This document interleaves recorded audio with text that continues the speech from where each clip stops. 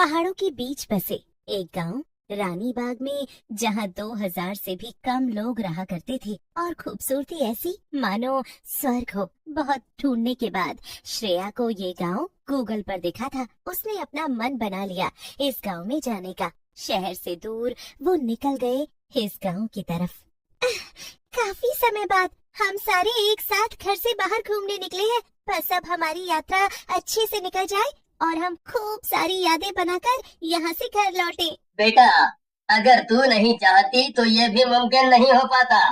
तेरे कहने के चक्कर में ही हम सारे आज बाहर निकल पाए हैं, वरना सब अपनी अपनी जिंदगी में इतने व्यस्त है कि किसी को किसी की पड़ी ही नहीं है। तूने अगर ऐसा प्लान नहीं किया होता तो हम सभी अभी भी वहीं अपनी जिंदगी में लगे रहते।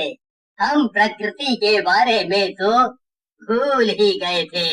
हाँ, बस आपकी बेटी ही तो करती है सब। मेरा तो कुछ मतलब ही नहीं है। आप लोगों के साथ रहने का कभी मेरा मन नहीं कर रहा था। यहाँ आने के बाद तो बस सब श्रेया श्रेया करते रहते हैं। नहीं बेटा, ऐसी कोई बात नहीं है। हम तो तुम दोनों को हमेशा समान ही प्यार करते हैं।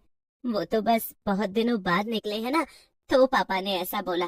तू नहीं आता तो हमारा मन कैसे लगता। सब तुझे प्यार करते हैं बेटा। कुणाल अपनी माँ की बात सुनकर खुश हो गया और वो सारे गाड़ी में बैठकर पहाड़ों से होते हुए रानी बाग की तरफ जाने लगे। श्रेया को पता ही नहीं था कि श्रेया के अंदर एक ऐसी जादुई शक्ति है जो कि आत्माओं को देख सकती है, क्योंकि शहर की भीड़ भाड़ में उसने कभी इन सब बातों पर ध्यान ही नहीं दिया। पापा, और कितनी देर लगेगी वहाँ पहुँचने में? अब तो मैं भी थक गई हूँ। जाने कब हम वहाँ पहुँचेंगे, जाने कब फोटोज लेंगे और कब मुझे इंस्टा पर स्टोरीज डालने को मिलेंगी। तुम बच्चे और तुम लोगों की ये इंस्टा स्टोरीज, तुम तो बस इसी के लिए जी रहे हो जैसे। बस पहुंचने ही वाले हैं बेटा, थोड़ी देर और फिर डालती रहना जितनी स्टोरीज तुम्हें डालनी है। मैं तो लाइव जाऊंगा। मुझे स्टोरीज डालने में मजा नहीं आता, मुझे तो लोगों को दिखाने में मजा आता है कि मैं कहाँ घूमने गया हूँ, जैसे दूसरे मुझे दिखाते हैं। उनके पापा तभी ब्रेक मारकर गाड़ी रोक देते हैं। चलो चलो बच्चों, उतरो, हम लोग आ गए हैं, पहुँच गए अब। कुणाल और श्रेया खुशी से गाड़ी से उतरते हैं और जल्दी से अपना सामान होटल के रूम में रख देते हैं। फिर दोनों थोड़ा तैयार होकर 2 घंटे के अंदर ही पहाड़ों की तरफ सैर करने निकल जाते हैं। बेटा देखो, ज्यादा दूर मत जाना, हम दोनों कल से शुरू करेंगे। दोनों अपना ध्यान रखना और समय से घर वापस आ जाना। हम यही होटल रूम में हैं, अपना फोन ध्यान से रखना। और कोई भी दिक्कत हो तो हमें फोन कर देना, हम लोग आ जाएंगे। ये जगह नई है, यहाँ कोई बदमाशी नहीं करनी है और मिलकर रहना दोनों भाई बहन। ठीक है माँ, इस बात का ध्यान रखेंगे। इतना बोलकर श्रेया और कुणाल घूमने के लिए निकल जाते हैं। रास्ते में उन्हें बहुत सारे पहाड़ दिखाई देते हैं। ये जगह तो बहुत ही सुंदर है। हमारा फैसला बहुत सही था यहाँ आने का। तुम्हें क्या लगता है कुणाल, हमने सही किया है ना? हाँ, ये ऐसी जगह मैंने कभी देखी भी नहीं थी। ये सब तुम्हारी वजह से ही हुआ है। सॉरी, मैं गाड़ी में तुम पर चिल्लाया। और थैंक यू, तुम हमें यहाँ लेकर आई हो। थोड़ी दूर जाने के बाद उनको एक नदी दिखाई देती है। उस नदी के किनारे पर एक बेंच लगी होती है, जहाँ पर एक लड़का बैठा होता है, बहुत उदास, परेशान और शांत। कुणाल तो इधर उधर घूम रहा था, लेकिन श्रेया की नजर उस लड़के पर पड़ती है और उसके पीछे खड़ी एक चुड़ैल पर भी, जो अपने घोड़े पर बैठी होती है। श्रेया ये देखकर डर जाती है, लेकिन झट से फोन निकालकर उसकी फोटो लेती है। इतनी सुनसान जगह पर नदी किनारे ये लड़का क्यों बैठा है? चलो चलकर देखती हूँ और पूछती हूँ आखिर बात क्या है और उसके पीछे कौन है। श्रेया उस लड़के के पास चली जाती है और बेंच पर उसके साइड में जाकर बैठ जाती है, लेकिन वो लड़का फिर भी कुछ नहीं बोलता और फिर उठकर वहाँ से जाने लगता है। श्रेया फिर से एक अजीब सी बात पर गौर करती है। वो चुड़ैल और वो घोड़ा भी लड़के के पीछे चल देते हैं। ये क्या अजीब सी चीज है, ऐसा तो मैंने पहले कभी नहीं देखा। ये लड़का कितना बेफिक्र घूम रहा है। श्रेया को दिखाई देता है उस लड़के के पीछे जाती हुई घोड़े पर बैठी एक बहुत ही डरावनी चुड़ैल, जो गुस्से से घूमकर उसे ही देख रही थी। दोनों उस लड़की के लेकिन उस लड़के को इस बात से कोई फर्क ही नहीं पड़ रहा था। लड़का चुपचाप आगे चला जा रहा था। कुणाल, जरा इधर तो आना। वो देखो, तुम्हें कुछ दिखाई दे रहा है क्या? हाँ, दिख तो रहा है, एक लड़का जा रहा है, इसमें क्या बात है? श्रेया को ये बात समझ नहीं आ रही थी कि कुणाल उस चुड़ैल और उसके भूतिया घोड़े को क्यों नहीं देख पा रहा है, और आखिर में वो लड़का कौन है जो चुपचाप ऐसे चले जा रहा है। श्रेया कुछ बोलती नहीं है और चुप होकर वही सोचती रहती है। श्रेया को एकदम से होश आता है और वो बोलती है, हाँ, चलो चले। श्रेया घर आ तो जाती है, लेकिन उसको वही लड़का याद आता है।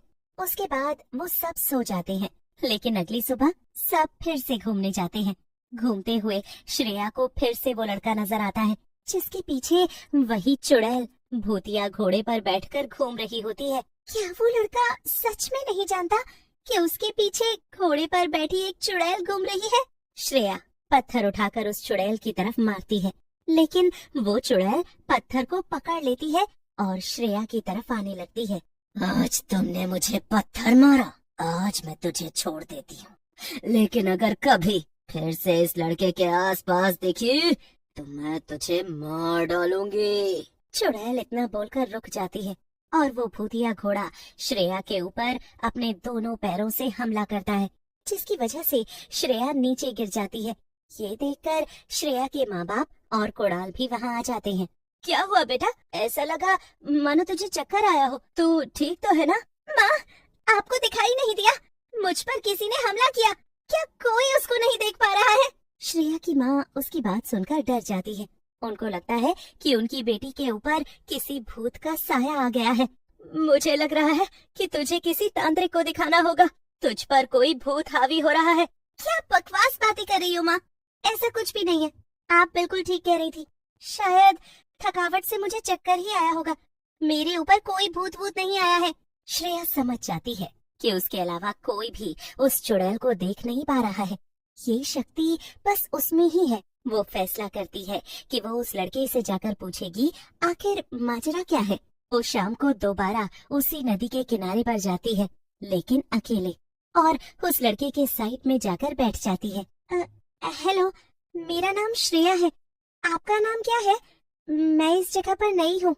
हेलो, मेरा नाम धीरज है, मैं यहीं रहता हूँ। लेकिन जैसे ही धीरज अपना हाथ श्रेया की तरफ बढ़ाता है, अचानक से बहुत तेज आंधी चलने लगती है और श्रेया पर वो चुड़ैल हमला कर देती है। वो श्रेया को पकड़कर घसीटने लगती है। श्रेया घोड़े के पीछे घिसट रही होती है। ये सब देखकर धीरज बहुत डर जाता है। अब श्रेया खून खून हो जाती है और धीरज एकदम से बहुत तेज चिल्लाता है। धीरज की आवाज सुनते ही सब कुछ शांत हो जाता है। चुड़ैल और उसका घोड़ा रुक जाते हैं। धीरज श्रेया के पास जाता है और उससे पूछता है कि आखिर ये सब हो क्या रहा है। मुझे भी नहीं पता ये सब क्या हो रहा है।